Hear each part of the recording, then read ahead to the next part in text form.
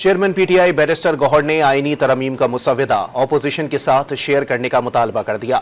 Media से गुफ्तगू में यह भी वाज़ेह किया कि लीक होने वाले मुसव्वदे पर कोई इत्तेफाक राय नहीं हो सकता।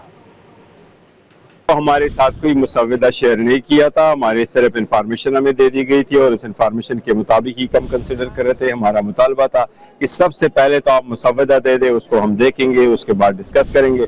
अभी जो मुसव्वदा लीक हुआ है उसके मुताबिक तो कोई भी बंदा इनके साथ एग्री नहीं कर सकता।